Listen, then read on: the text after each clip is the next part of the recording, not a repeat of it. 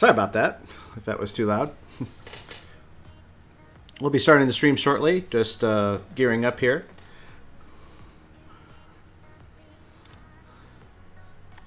Just a reminder, if you want to join us on voice chat, we are on the SimVRlabs Discord channel here. The link is provided in the stream. I got our gathering music started.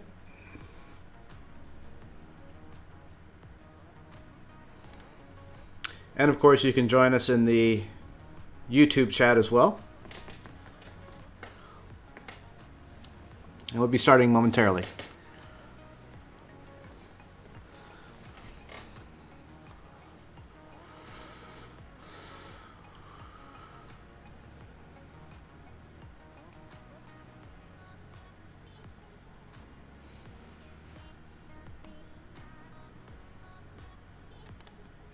Yep, our chat is up, our live stream is up.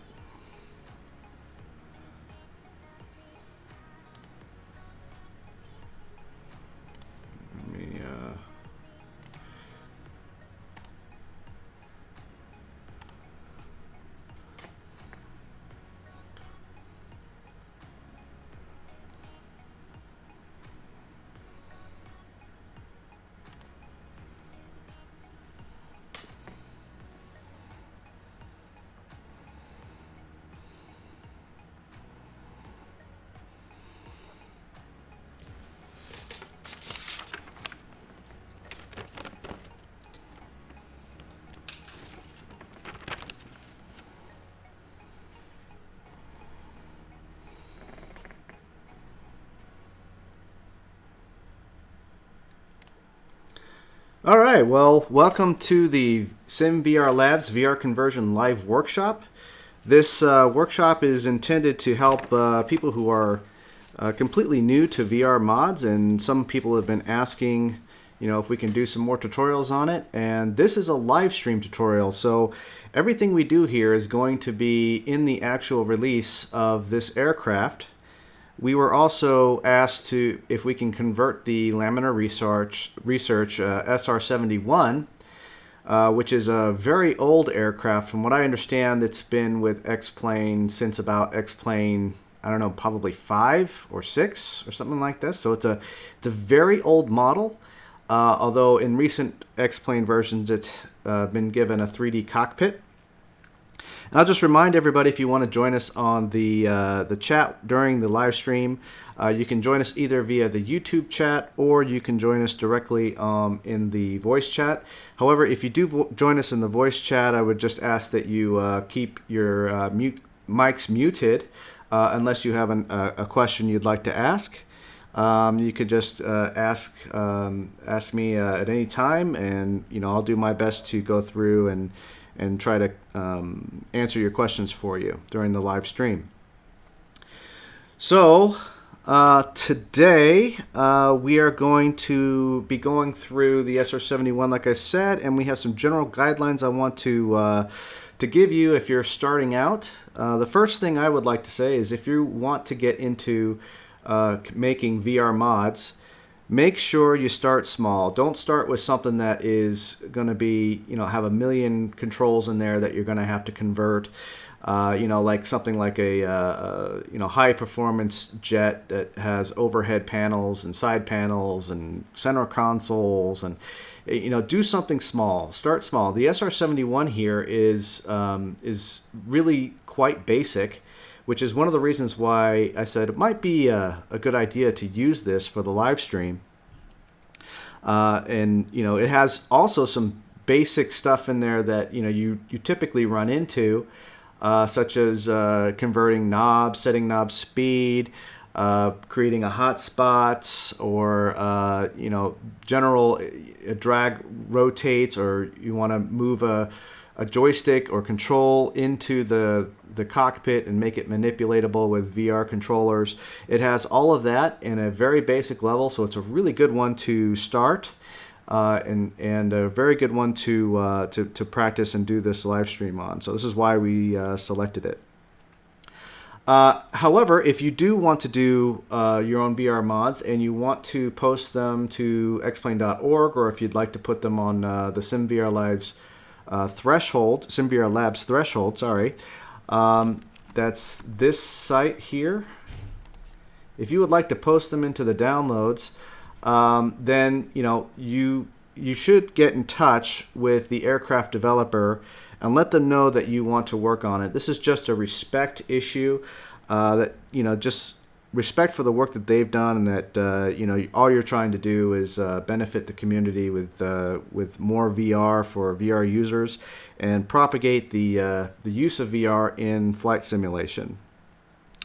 If you contact them and they, for some reason, I've never had this happen to me, but if they for some reason say no, we don't want you to do it, please do not post it, then if you do end up doing it, please just keep it private or just share it among your friends if you want to continue on with the project. So let's go ahead and get started. The first thing I'm going to do is get into the cockpit, or get into VR. So excuse me while I have to get on the VR gear. I'm going to go ahead and activate the Rift. Let's see, I think I need to disable my speakers. There we go. And now I'm going to turn on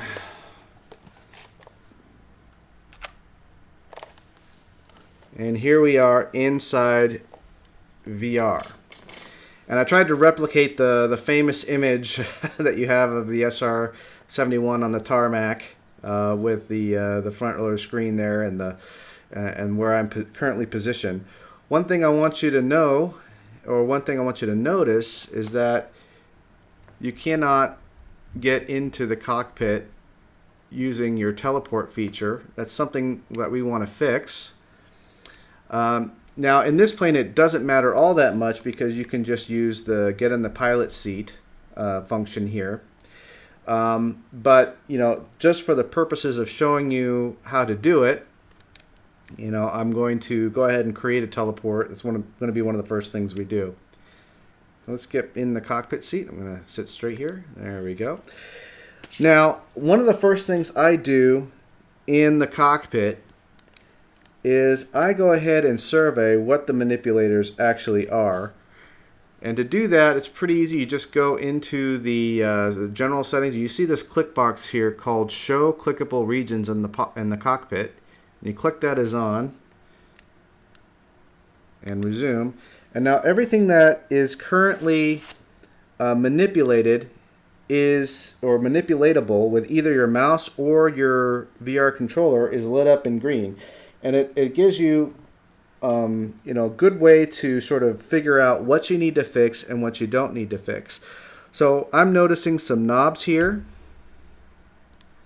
And if I click on them, you'll see that right now they are drag axis manipulators. Okay?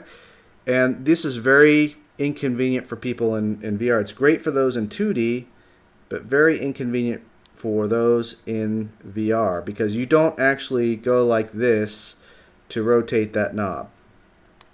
Okay? You also notice some things that are just perfectly fine. So for instance, you have toggle switches here, and those are fine. We don't really have to do anything with those. Your power button, and this over here is basically your start panel. Okay? You also notice the joystick is not grabbable or manipulated at all. If I were to grab my yoke, I can actually manipulate it. But as of right now, you can't grab it with VR controllers. And one of the things we want to do is make it so that you can, because there are some people out there who use VR that don't have a joystick or don't have a yoke that they can use to manipulate the plane, and they want to be able to do everything using their right and left controllers. Notice also the throttle. I can bring them up one at a time, but I can't bring them up both together. And that's a problem because you're not going to accelerate or decelerate the throttles. Most of the time when you have both engines running, you're not going to do that. Now if I have my controller, I can do it like this. You can see it, but with the VR manipulator, I can't. So we're going to have to find a way to fix that.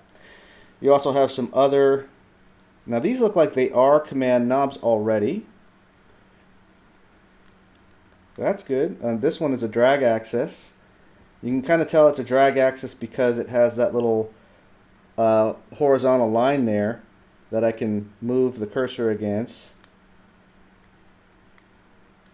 And some of these look like, I'm not sure what these do. Okay, these are rotating knobs already, but maybe we need to tune them. And here you have another drag axis, a toggle here, which is fine. Toggle switches you want to remain as toggles. Pitot heat is a toggle. And I'm not sure what that is, but it looks like a toggle. This is also a toggle, which just looks like the parachute. And the gear also looks like a toggle. That's fine. We can probably keep that as a toggle. That looks like a toggle as well. All right, so that is a good survey. Now here, this one over here, this is on a interesting, like this one is a drag axis as well, but we may want to just create that as a drag rotate, which is a little more advanced. That means I'm going to grab it, and then it's going to move based on, you know, however I move the VR controller, instead of going along this weird axis, which I'm not, you know, I'm not going to want to do that in real life. I'm not going to open that by moving to the side. I'm going to open that by, basically, in real life, I would just grab that and flip it up. And this works great for, I mean, a drag rotate works great if you have like a visor on the top, you know, or something like that, or you have a trim lever at the top and you want to just control it like what, so control it by, you know, the natural movement of your hand and grabbing it. So this plane also has a case where we can change these into drag rotate manipulators instead of toggles or instead of this drag axis manipulator. Okay, so now that we have the survey done, I'm going to go ahead and turn the green off because it's kind of annoying to look at. Okay, so now they're all off, and I'm going to record my head position in the cockpit. Now, one of the things I want to do here is create a hotspot where I can, you know, target the cockpit from outside and just hop right in, but I can't do that right now. It kind of teleports me to the other side of the plane, even though I can just go in here, so it's optional. I just kind of want to teach you how to do it. So I'm going to get into the cockpit again. I'm going to hold my head steady. I'm going to make sure I'm straightened up here, okay? Then I'm going to use a Lua script, which you can download from the org, and I'll show you where to get that once I'm done here. It's called Log Pilot Head Position. Open, and you open this screen up here. And what this does is it logs your X, Y, and Z position in space, as well as your head angles. And I think it's going to default everything to 0, 0, 0. For instance, I think your psi angle is like rotating up and down like this. I think the theta angle is left and right like this, and the phi angle is rotating side to side like that. So what you want for, if you're doing a pilot's position or a seated position, you want these to be basically 0, and you just want to capture that X, Y, and Z position in space. And to do that, we're going to go ahead and name it. So I'm going to name this the pilot position.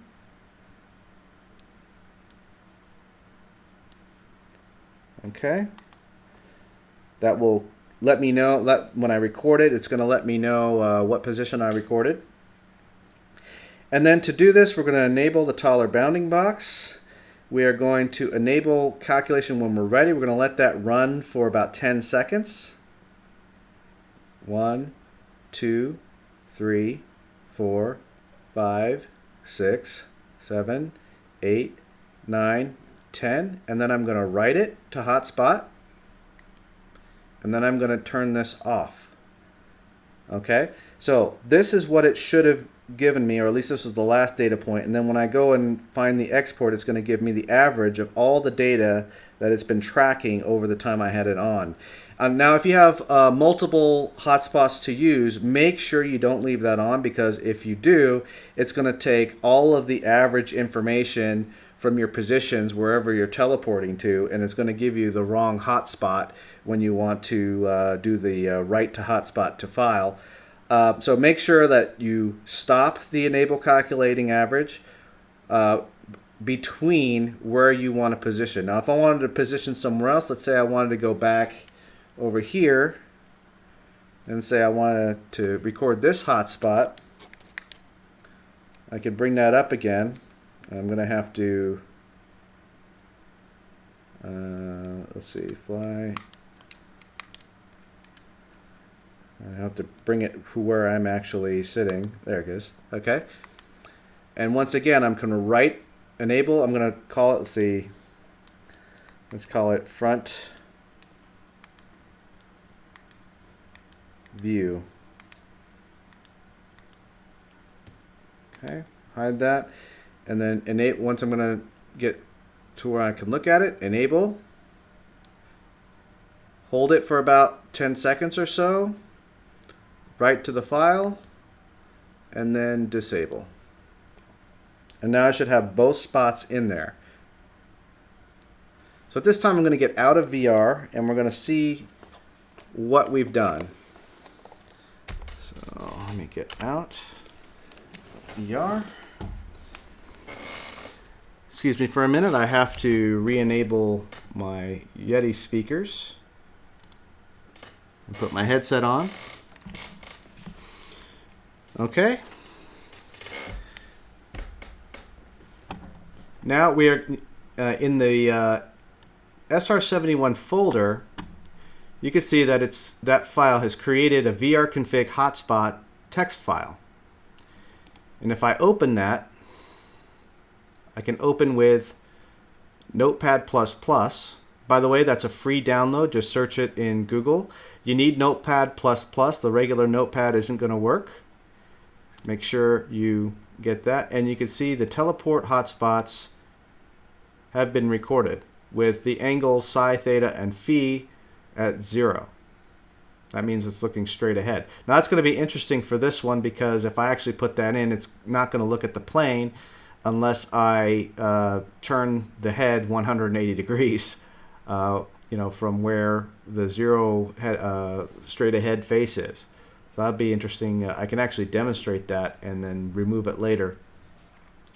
So at this point, we need to create a vrconfig file. And I'm going to start talking about the naming conventions of the files going in the main folder. In the main folder, you can see what's called the ACF file has a name SR-71 for this aircraft. And then the convention is that the Cockpitobj file, which is one of the most important for doing conversions, has the SR71 underscore cockpit. And the same thing is true for a vrconfig file. It's SR-71 underscore vrconfig.txt. Now what I usually do is I go into a plane that I've done in the past, or you can go to any other plane that has one. Let's say I think the Cessna has one from the Laminar Research. I'm going to copy it, go back into the SR71, paste it in. Then I'm going to rename it, this front part here, to the ACF file name.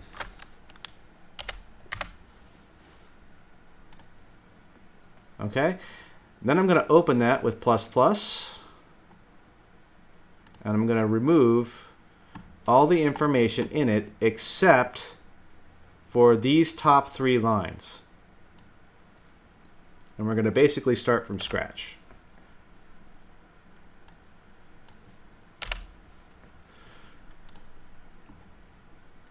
Okay, so in order to create a vrconfig file, it has to have these 3 texts in the top. That makes it a valid vrconfig file.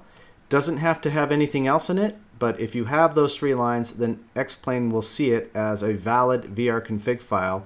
And if you go into VR, it will use this file to load up. Currently, if I reload the plane, nothing's going to happen because there's nothing in the vrconfig file. So let me just make sure that I'm still transmitting here. It looks like it. Okay. So what I'm going to do now is I'm going to open up, or I had the other vrconfig file open, and then I'm going to copy these teleport spots directly in. Now usually at the top I also put in some, these hashtags here. If anything beyond a hashtag, the vrconfig is just going to pass over and ignore it. So I'm going to name this section my hotspots or teleport locations. Okay, that sort of helps me organize what's going on. And notice that it named these teleport spots the very names that I gave it in the Lua script file. Now, can you do this manually? Can you just create these manually? The answer is absolutely you can if you know the X, Y, and Z position some other way. Now, when I first started doing this, I just basically had to do this through trial and error. Just change positions in the plane, put in what I thought the X, Y, and Z was, look at where it put me, and then adjust the X, Y, and Z over and over and over again until I got it just right. You can see that this script makes that work quite a bit easier, and you could do it in literally seconds. In the one of these Laminar research pages, the aircraft VR configuration file format specification is something you absolutely want to have in your favorites. It tells you everything that you need for a VR config file, and it gives you some of the syntax that you need to follow. To create a teleport hotspot, it tells you here's the command to start it, the hotspot type, and the hotspot name. And if you look at the file that we just created, we have begin teleport hotspot. It's a sitting position, and it's the pilot that we named. And then it begins with a teleport hotspot, and then there's an end teleport hotspot at the end of the string. Then it tells you what the AABB command is, and this is basically your bounding box. This is the target that it creates in VR. Your preset XYZ position is your head position, and then your preset psi, your preset theta, and your preset phi. These are the angles that it's going to set. Okay, so, and you see this is the rotation about the y-axis, that's up and down. The rotation about the x-axis, which is the horizontal axis in terms of the pilot's orientation. And then the phi, which is the rotation around the center, the z-axis. So since I know that that second one is going to be a 180, I can put a degree in there between 0 and 360, and that would allow me to look backwards from where I wanted it. So I'm going to go ahead and put 180 in there. The rest I want to be just 0 because I don't want any tilt, I don't want any other kind of orientation in there. For the pilot hotspot, I want it to look just straight ahead, so it's 0, 0, and 0. But for the one that I created in front of the aircraft, I want that to be a 180. I want to look backwards, in other words. So let's save that. Now, another note about using the hotspots is the first one, the very first one you put in, is going to replace your default loading position for the pilot. So if you put this in, make sure that your pilot seat is always on top. It's always the first one in your string of teleport hotspots. And many times you're going to want to create a hotspot for the pilot, the co-pilot, your seated passenger positions. Sometimes you even want to put things outside of the plane, like for instance in the CB. I put them on the fuel spout so that you can actually fuel up the plane, or I put one on the top of the wing where you can look at the engine cowl and open the engine cowling. So I had, I think, up to 7 different hotspots in that one. And I did all of them using the Lewis script, and then just manipulating the angles that I wanted on them. So now I'm going to go back into X-Plane, into VR. Let me go ahead and minimize this. I will re-enable my Rift audio, and we'll change the screen. Get my VR headset on, and let's go ahead and change. There we go. Okay, where am I now? And in order to activate the change, you notice that the change hasn't happened yet, right? In order to activate the change, I have to reload the aircraft. So let's see what happens if I reload the aircraft. And again, this is live, so if I did something wrong, it's going to show you I did something wrong. Now, to reload it, you just go to Developer, and you reload the current aircraft and art, and you notice it's going to load up. It's probably going to put me in the cockpit. There you go. Now let's see if it created my hotspots. I really don't know if it did or not. I don't think it did. So I hope I didn't do that wrong in live TV or live stream. But that is really strange because I was expecting that to work. Let me make sure that I named the VR config right, and I saved it. Maybe I didn't save it.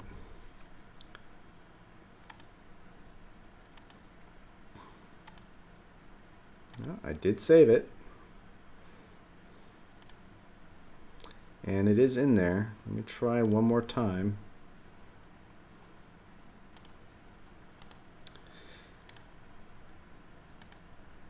It would be really strange if this didn't work.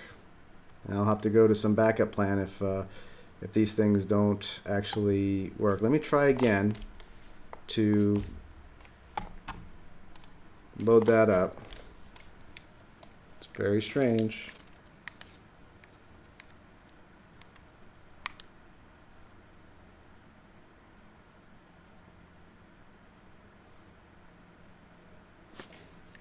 Well, I don't even see it in here.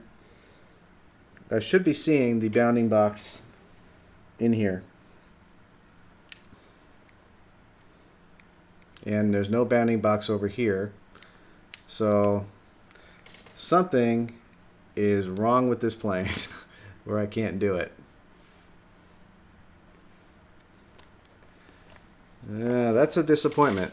I didn't think that would happen at all. I know I have a valid VR config file. I know it's saved in the right place. It's in the SR71 VR config. Pretty sure I did that correctly. Let me just make sure I got the syntax right. If I go to the Cessna. Yep, underscore VR config file is what I'm looking for. Yep, vrconfig.txt.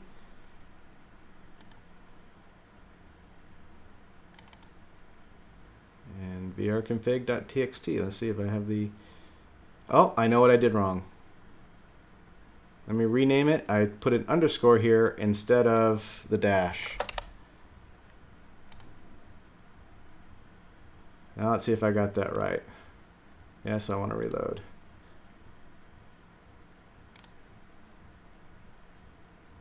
No, and let's reopen it. My bad. Okay, let's see if it works. Let's see if it works. Let's go back into VR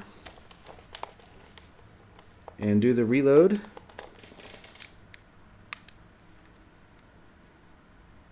Let's see.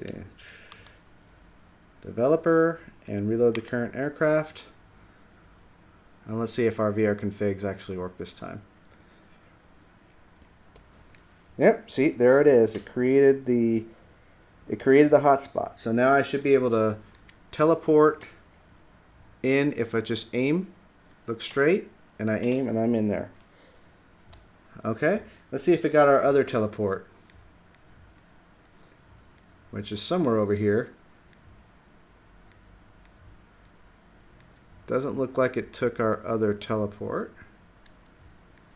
I thought it was somewhere over here.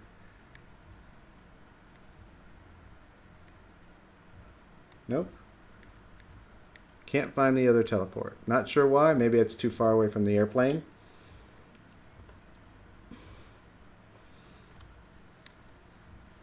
I don't usually create one this far away from the airplane. Let me make sure that's in there. Yeah, it is in there, but it's very far away. Maybe there's a range that I can't go past with the teleport that I haven't encountered before. But I'm glad I solved the problem why it wasn't loading up, because, and this is one of the things about programming, you have to get the syntax exactly right, otherwise things are going to not work. So, all right, so let's, at least we have the main one that I wanted in there, the cockpit. Yeah, I don't know, there's no bounding box over here. But now I can actually get in and out of the airplane through the hotspot and moving into it. Okay? There we go. So that's a good news. It means that we can actually probably manipulate this plane in VR. That's good news. Okay, I'm going to jump out of the VR again into the desktop. And excuse me, I dropped my controller. All right.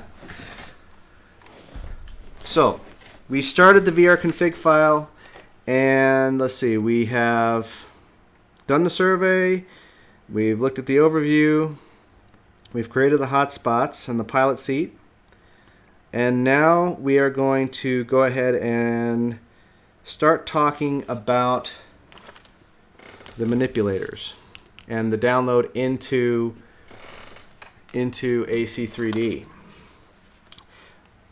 Let me get back on the speakers. Okay.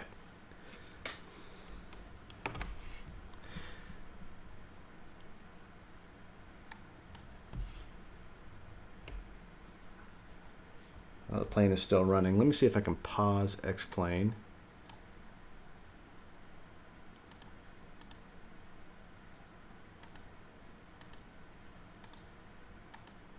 Huh. Okay, I'll pause it that way for now. Okay. So the next thing I do to survey the plane after I've started creating my hotspots and I've created my VR config file is I'll create a copy and backup of the Cockpitobj, the original. So I just do that by copying and pasting, and on the copy I'll rename that as the original file. Now that's just to, I don't lose it, I don't lose my reference point. And if something happens where I totally screw up the Cockpitobj, I can just rename this back to the original name and it'll work again. So I'm going to start a little program I use called AC3D. AC3D is very helpful in terms of going into the objects file. It lets you manipulate objects in that file. You can move things around, you can copy and paste, you can create knobs. If you do get AC3D, there's an X-Plane plugin which makes it really easy to assign manipulators, create show hides, create all kind of object manipulations, whether you can resize things. And if you are going to make a cockpit that you want to bring a manipulator in from another OBJ file, you basically have to use AC3D or something like Blender in order to be able to do that. You can't do that just using the Notepad++. So what I'm going to do is I'm going to import that Cockpitobj file and see what it looks like. So just import, select the Cockpitobj and open.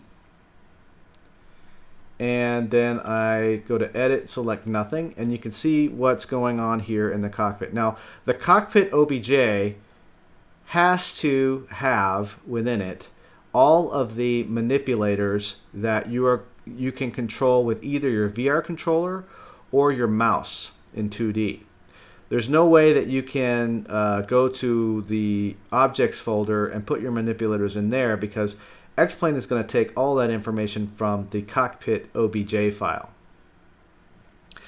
And what's cool about that is all that stuff that we saw lit up in green before at the beginning of the stream is now, you could see it actually here as an object, and you can see what they're doing with it. So these look all like two-dimensional or three-dimensional boxes, really, where they've added the they've added the manipulator controls.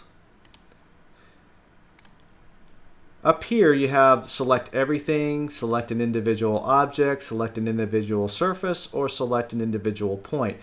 The vast majority of time I want to manipulate objects, so I'm going to keep it on there.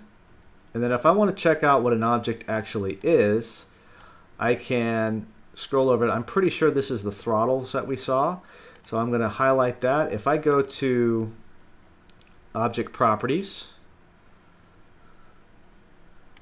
it tells me what that is. So yes, that is one of the throttle ratios, and it tells me this is the throttle 2. That probably means that's the right engine. It tells me that it is an axis manipulator. It tells me that this is a disable draw, which means this box only appears as green because it has a manipulator attached to it. It only appears if you're trying to click onto it, or if you have the show manipulators checked in the settings. It shows me the distance that it's allowing for that drag, and it's showing it's what's the ratio is going to be from 0 to 1. Okay, and this is fine. This is exactly how you would probably set up a throttle. You know, you'd probably set it up. I would probably set it up more in the Z direction than the Y direction. But it looks like what they've done is they've sort of created a little bit of an angle in the Y direction and the Z direction. So it's if I were looking at it from the cockpit, that means it's going in and out, front and back, plus a little bit up and down. So it's like sort of a diagonal, and I think that's what we saw when I put the VR config manipulator on it. Okay. The other important, hugely important part of this is the hierarchy view, because this tells you where it is in all of the objects, and it also tells you that there is an animation built into it. So there's a rotate associated with that polygon. That means that as I move that throttle 0 to 1, it means that this actual box is going to move with it, and we saw that too when I was manipulating. Alright, so if I wanted to see what that rotate is doing, I also have that right here. Although I don't really get into putting rotates in, I just sort of copy the rotates that are already there, and I don't mess with them, but if I want to see them, it's there. Okay? Now this will be interesting, because what I'm going to want to do is create a center one and change that one to both the left and right together throttle, so that I can click on the right if I want the right engine, click on the left if I want the left engine, or click in the center if I want both. And I could do that just by basically copying and pasting this this whole animation and repositioning it to the center. I can resize this box also to make room for it. So pretty interesting there. if you remember, we saw some of these on the right. They were, probably better to have a top-down view. Notice the views that it's giving you. This is a front view, which means I'm in basically the pilot position. I have a top-down view. I also have a side view, and I can change from left and right by going here. I can change to right. I can zoom in. Or I have a three-dimensional sort of view. And this one's a little harder to use, but you can actually rotate about in space wherever you're positioned. And you can see that I have this object highlighted. It's highlighted in all 4 of these view panels, which means that object is selected. So one of the reasons why I survey this in AC3D is because I want to know what I'm getting into. And sometimes with planes, particularly newer planes or planes that are from X-Plane 10, you could have a lot of weird stuff going on here. And you may need to work around some of the objects that are in there in order to get to the manipulators that are there or not. For instance, you might have, let's say if I was in this view and I had an object like sort of behind it, like a big seat or something, I may have to hide that in order to get to the controller that I want. So if I want to hide something, this little eyeball here, I can make it disappear. However, when I re-export this into a new Cockpitobj file, if I don't have that reselected, it's going to remove it from the export. So you got to be careful and manage these and make sure that you're clicking them on and off as you actually need it. In this particular case, this is a very simple cockpit. It only has basically the objects in the Cockpitobj that light up, like these alarm lights, and it also has the controls, the toggles, the rotates, and the levers in there. So this one should be pretty easy to convert some of those drag axes into rotates. And then we can focus a lot of our efforts on fine-tuning the throttle, and we can create the manipulator for both. We can bring in the joystick, and we can turn that into a clickable manipulator. And if I can go into, we're going to go more into this next time. But I just wanted to see what I'm getting myself into. So I just want to make sure that everything imports correctly before I start a lot of work. I want to make sure that there's nothing really radical going on in here. It's something that would make the work not easy to do. And just decide, whether or not this is a project that I can move forward with. I'm going to say at this point that this is probably a very simple example, and I'm going to move forward with the project. So I'm not going to save what I did here. I'm just going to X out. And we'll go into more on this later. If you want to find a copy of AC3D, I think there's a 2-week free trial, and you can go ahead and search for your copy. I'm using a 32-bit copy of AC3D with the X-Plane plugin. Just make sure you get the X-Plane plugin before you start doing anything with X-Plane. Okay, so now I'm going to go into the Cockpitobj. I'm going to open the Cockpitobj up as it exists in here. And the Cockpitobj, like the vrconfig file, has these 3 codes at the top. They have to be there in order for this to be called a valid Cockpitobj file. You don't want to touch those. Now, the next section are all the points, the vertice points for the surfaces in the Cockpitobj file. You can't do anything with this. You don't want to mess with any of this, because this is basically defining all of your objects that we just saw in the AC3D. At the bottom of this whole section, you will start getting into the animations and the manipulators. So we're going to scroll all the way down.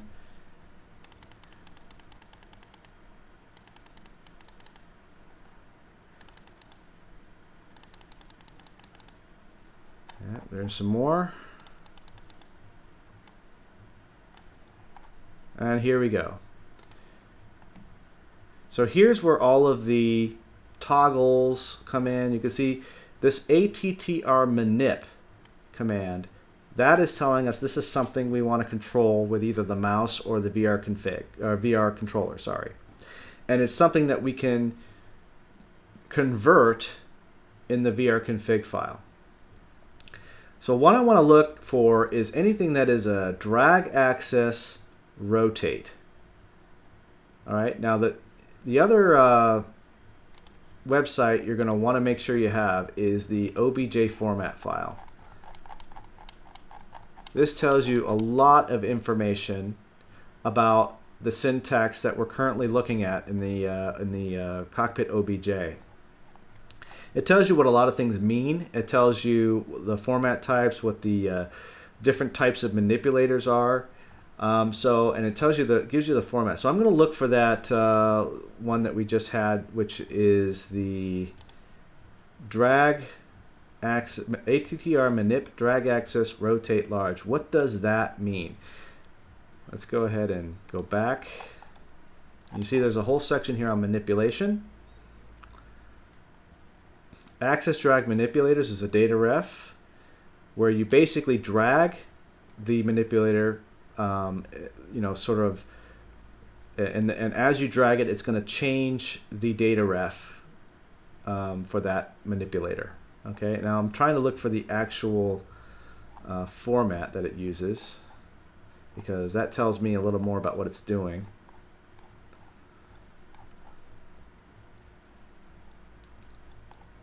I think it's in here. All right, let's see. There's a whole section down here on manipulators, I believe. And it explains the format, and here we go. Action command state.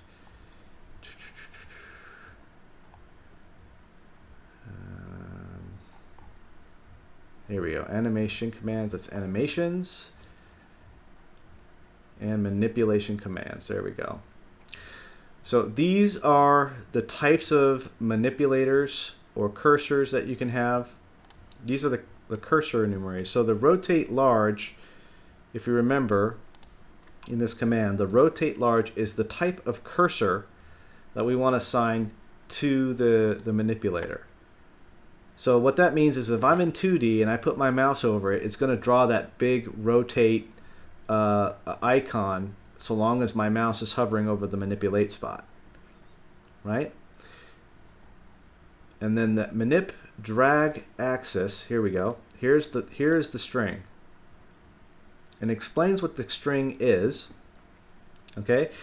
This is the distance of the x direction, the distance of the y direction, the distance in the z direction, on how it's going to draw that sort of line that we saw in the cockpit when we put our VR controller on it. And then it has the minimum and maximum range of the data ref, the actual data ref that you want to assign to it, and then a note. This tooltip is sort of a note to let you remind you what it is. So this is sort of a free text. You can basically put on here whatever it is that we're manipulating. This is a floodlight, basically. They called it a floodlight. Okay, so you can see they have the manip, drag axis, type of manipulator. You have the cursor, which is the rotate large. This is going to be drawn for a distance of 0.08 in the direction of x, which is basically horizontal in relation to where the pilot sits. It's not going to be in the up and down direction, in the y direction, and it's not going to be anything in the z direction. So the entire travel path is going to be horizontal. It's going to be from 0 to 1. This is a ratio data ref. And the data ref is actually called Sim Cockpit 2 Switches Panel Brightness Ratio. And then we have a floodlight. So what I'm going to do is I'm going to see if we can convert that to a knob. I'm going to copy this in, Control C, and go to our VR config file.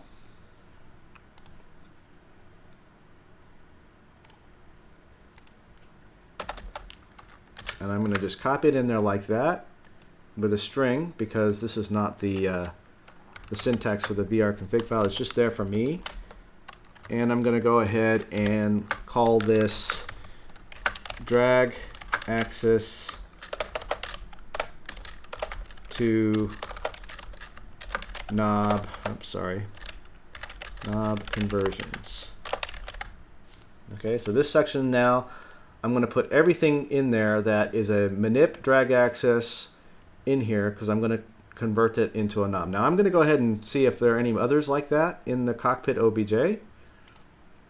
And you can do a find. Well, let's not do a find, because they may actually be using a different cursor. They could be using a rotate small or something like that, and then I'd miss it in a search. So let's see if there's a drag axis knob. Notice that this one here is a drag axis hand, right? And that's not what we're looking for. This is not a rotating knob. This is actually the throttle. This is the right throttle that we were looking at before. So that's not one we want. Okay, we have another drag axis hand that's for the left throttle. We have a toggle here, toggle here. Here's another one, a drag axis rotate. This one is for the heading selector knob. And how do I know it's for the heading selector knob? Because I recognize the data ref, and it also has a tooltip here. So I'm going to go ahead and bring that over as well to the VR config file.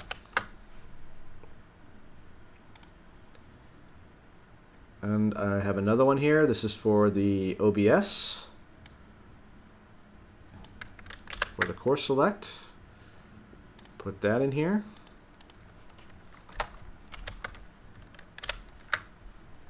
Wonder how many of these there are. Drag axis hand, that's not something we want. Command button, toggle button, button. Nope, don't need that. Here's another one. This one is for instrument brightness.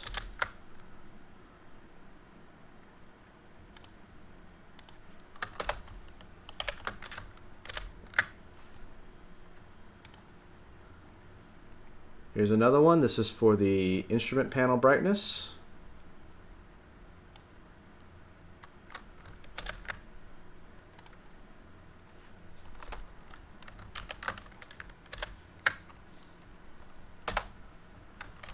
See if there's another one. Here's another one. Altitude dial. Probably for the autopilot. Yep, this is for dialing in the altitude for the autopilot.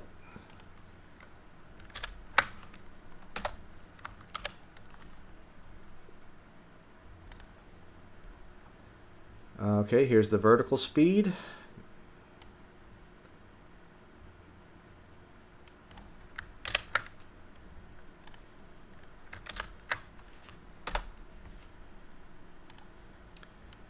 And command button, toggle.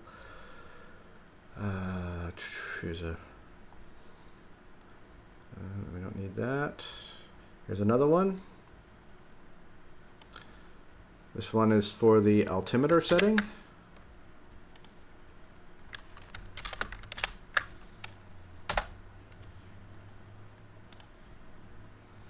Here's another one for the panel brightness. Another panel brightness.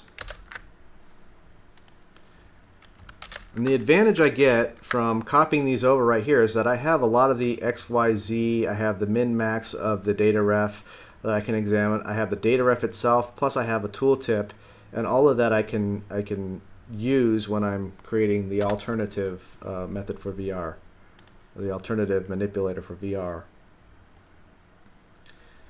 And here's a drag axis hand. We don't need that. Drag axis hand, and looks like toggle button. Let me make sure that I don't have anything down here.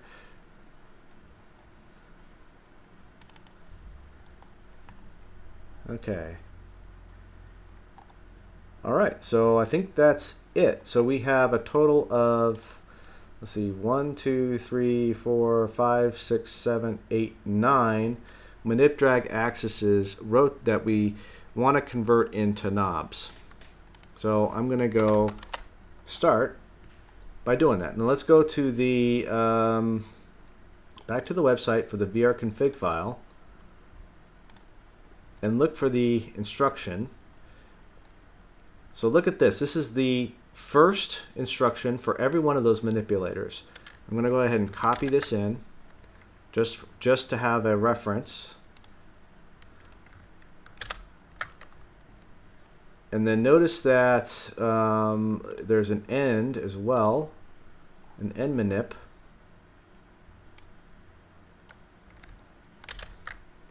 Copy that in.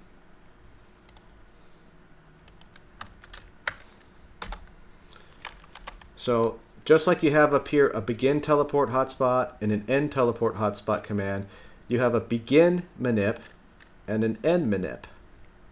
And everything you want to do with that manipulator is going to be in between those two things. Okay? And then the next one is the action. Right? The actions, like for instance, this is going to be, this is probably what we're going to use, an axis knob, which has the minimum data ref, the maximum data ref, the data ref itself, and see the DX specifies the amount of change applied to the data ref per action. So the stepping. Okay, and then you can use a degree per action to tune it. So let's go into the thing. I'm going to put an action in there, and I'm going to put a degree per action. And I'd like to organize these by tabbing them out. And go back into the, let's use this one, because we're going to change them all into knobs. Okay, so there's the syntax I need to follow for each one of these. Now let's describe how we're going to do this. Let me put this in the center here.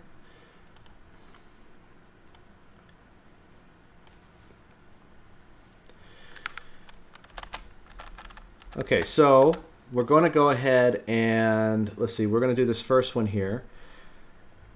The manipulator type is the drag axis. That's this part of it right here. So let's go ahead and copy and paste this down here so I can save the format, but then change what I want to put it there. So we are going to change this drag axis, right, for this data ref.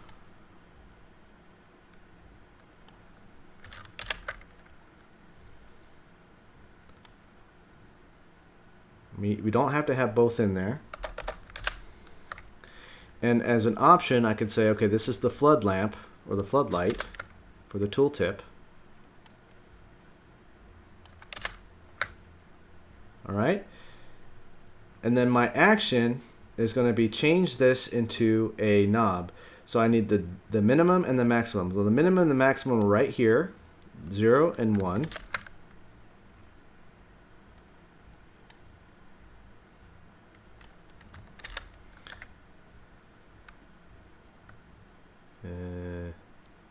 Kind of ruin the let me undo that. What did it do here? So I'm just going to type it in, I guess. So it's going to be 0, 1. I can set how much I want an action to take. So let's say I want there to be quite a bit of resolution. So let's see, this is for a flood lamp. Let's say 0.25 is my stepping. And then I want to use the same data ref.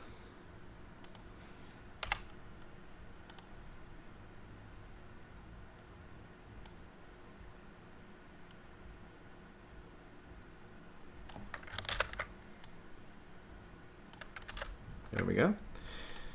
And now I want to tune the degrees per action. Now every time it takes action, it's going to increase this by 0.25. Now I could change that sensitivity, but the degree per action is going to be how much I need to actually rotate my wrist while I'm manipulating that in order to have that action take place. So the higher the degree per action, the less sensitive it is, and the smaller the degree per action, the more sensitive it is.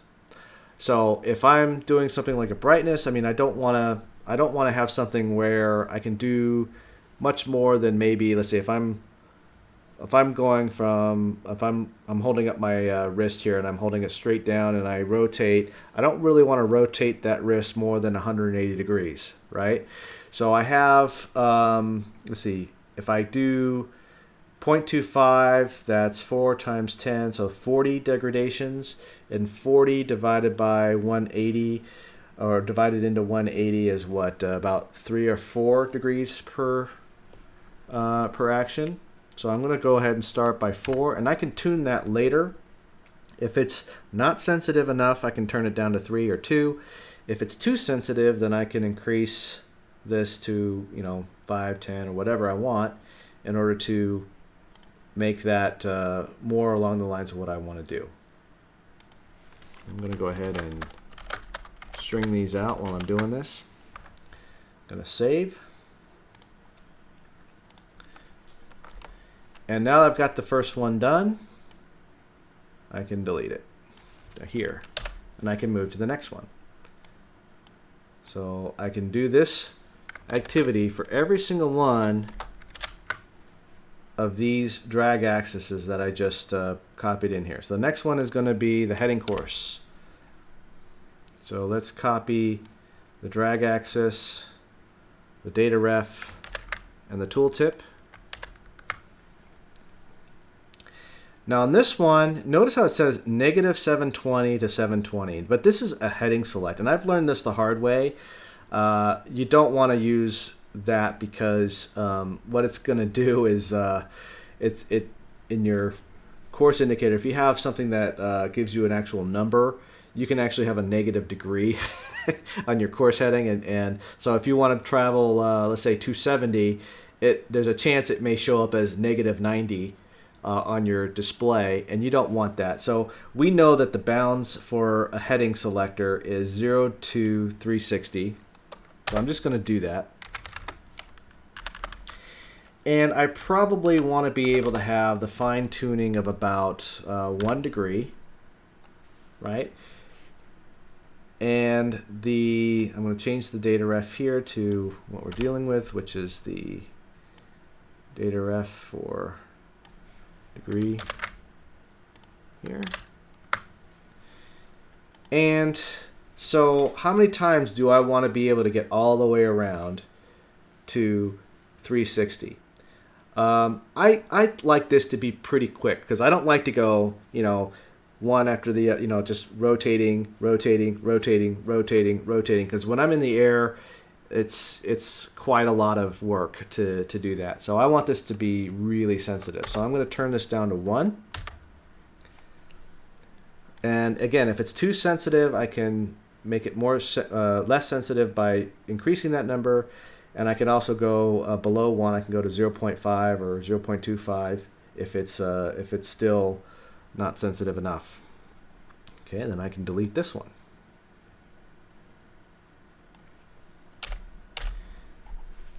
Now I'm going to do this all the way down to the until I get all of these done. So instead of doing that right now, I want to demonstrate what we have done in the actual cockpit by creating these manips, and let's see if they're actually working the way we intend. So instead of the drag axis that we had before, the heading selector should be a rotate knob.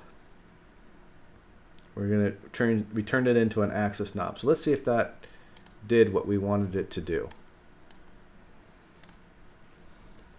Okay, let me get back into VR.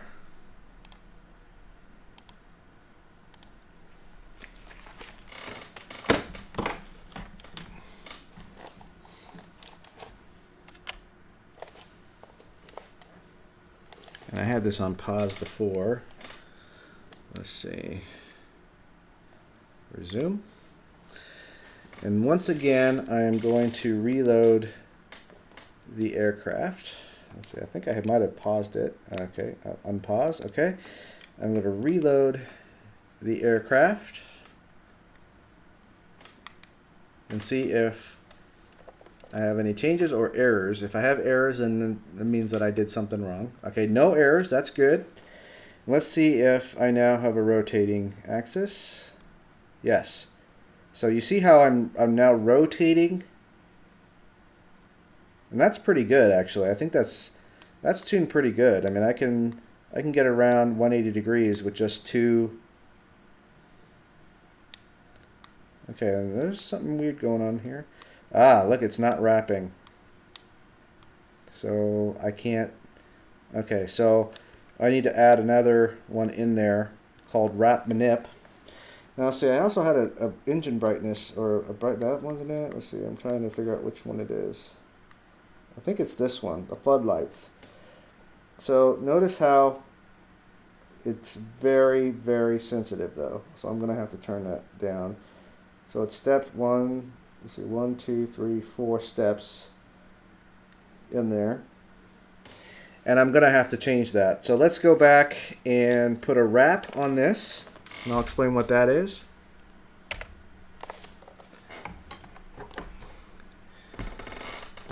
Okay, back to the enable my headset here, just in case you guys are talking. Okay. So back to the website for the VR config. If I go look for something called a wrap manip tells the system that I want, when I get to the maximum data ref, I want it to continue on with the minimum data ref. So all I have to do that in this example here is add the wrap manip command. So I'm going to go ahead and put that in. Wrap underscore manip. Okay. I'm going to save that. So that's it right here. It just tells you what it is, what it does, and you just put that in your string like this, and it should change that to where I can now go beyond 360. Okay. Now here, if you remember, I had this one, the floodlights. Now I have a 0 to 1. I have 4 positions. So let's see. I think I said 4 positions. So I have 0 to 1. Let's change this to be very insensitive. Let's make it 10 times less sensitive. Let's see if that helps. I'm not sure if it will help because this manipulator may not be right as a knob, but it's our first try. And now I'm going to go back into VR and see what that has done to my manipulator. So let's go back into VR. Let's make sure I save it.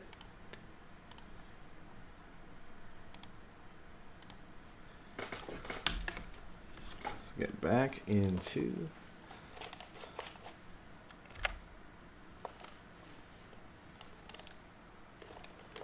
okay, is it in VR? Yep, we're in VR. Okay, good. Get my controller here. Let's reload the aircraft.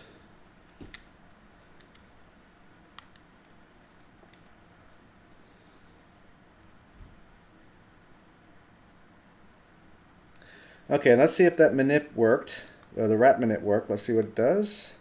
Ah, look at that. I can now go beyond 360 degrees, and it's wrapping my movement around.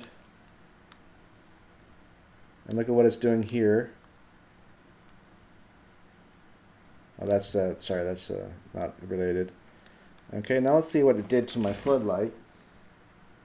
So it's a lot less sensitive than it was before. Probably still a little bit too sensitive, but you can see that it's now on a rotation,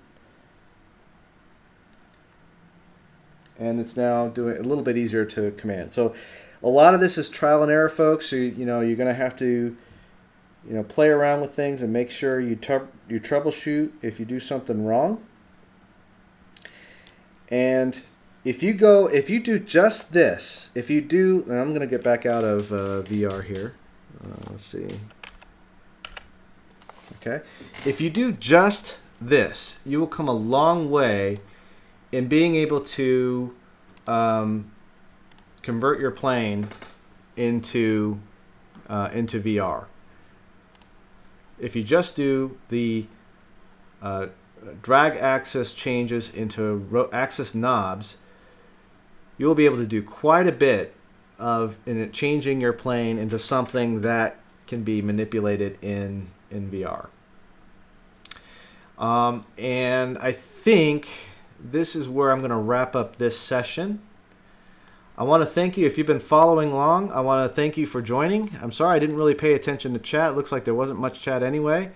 I'm not sure if you heard me in the Discord. If you did, then great. If you didn't, well, you can also feel free, if you have any questions on some of the information I've presented today, be sure to leave a remark in the comments for the video, and I will do my best to get back to you. We will schedule a second session. In between that session and this session, I will finish up the Manip drag axis rotates conversions here, and we'll go more into the fun stuff, which is the AC3D and bringing the joystick into the cockpit and doing the translations for the VR controller, making it grabbable and tuning it to your VR controller movement.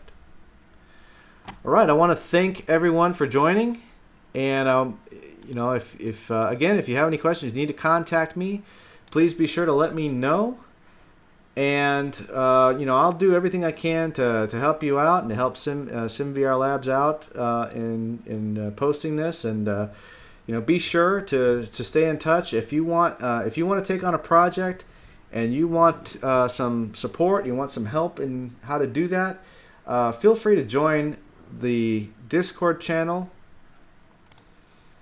and you can ask if you need any help. Joe or I will be happy to help you, and just go into the support channel here and you can ask all kinds of questions, and we're usually pretty quick to give you some advice and give you some help if you're really stuck. And believe me, I've used it before, and Joe has been really great in helping me out and getting through some of the biggest challenges I've had. One of the biggest I've had was the hide show features on the Lancer Legacy, and that was a really tough nut to crack, and probably one of the most difficult things that I've had to do so far in converting these. And so that's going to wrap up this episode of Father-Son Flight Simulator, and we'll see you next time. And again, thank you for joining us, and we'll see you next time. So, and let's put on some music here to... Oh, I ended it, so we'll just... I can get that back if I want. Let's see.